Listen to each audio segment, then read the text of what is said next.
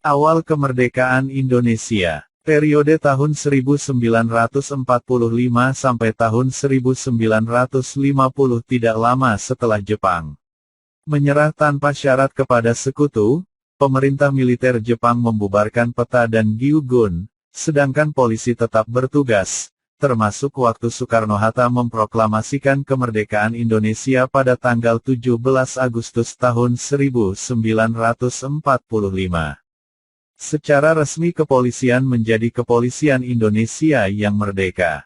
Inspektur Kelas 1 Letnan 1 Polisi Muhammad Yasin, Komandan Polisi di Surabaya, pada tanggal 21 Agustus tahun 1945 memproklamasikan pasukan polisi Republik Indonesia sebagai langkah awal yang dilakukan selain mengadakan pembersihan dan pelucutan senjata terhadap tentara Jepang yang kalah perang, juga membangkitkan semangat moral dan patriotik seluruh rakyat maupun satuan-satuan bersenjata yang sedang dilanda depresi dan kekalahan perang yang panjang. Sebelumnya pada tanggal 19 Agustus tahun 1945 dibentuk Badan Kepolisian Negara, BKN oleh Panitia Persiapan Kemerdekaan Indonesia, PPKI. Pada tanggal 29 September tahun 1945 Presiden Soekarno melantik R.S. Sukanto Tjokrodiatmojo menjadi Kepala Kepolisian Negara (KKN).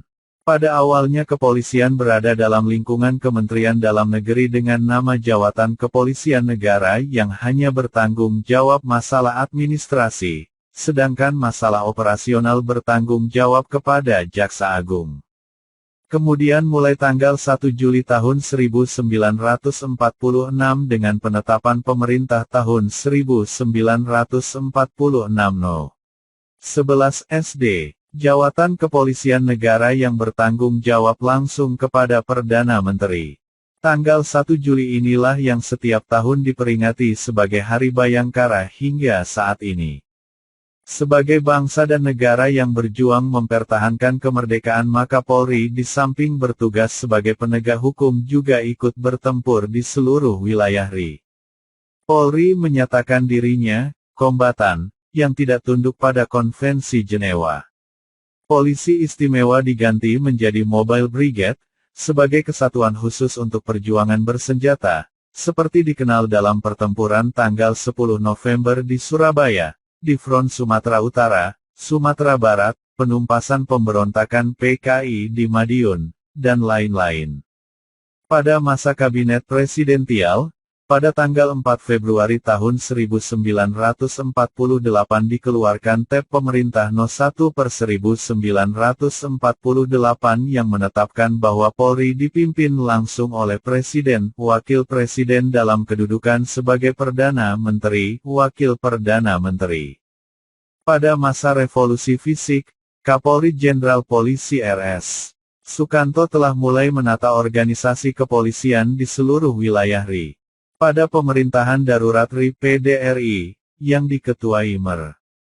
Syafruddin Prawira Negara berkedudukan di Sumatera Tengah, Jawatan Kepolisian dipimpin KBP Umar Said, tanggal 22 Desember tahun 1948. Hasil konferensi meja bundar antara Indonesia dan Belanda dibentuk Republik Indonesia Serikat RIS maka R.S. Sukanto diangkat sebagai Kepala Jawatan Kepolisian Negara RIS dan R. Sumanto diangkat sebagai Kepala Kepolisian Negara RI berkedudukan di Yogyakarta.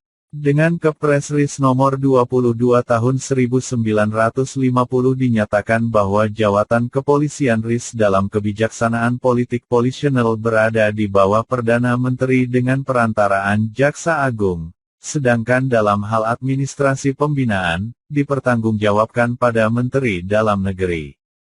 Umur RIS hanya beberapa bulan.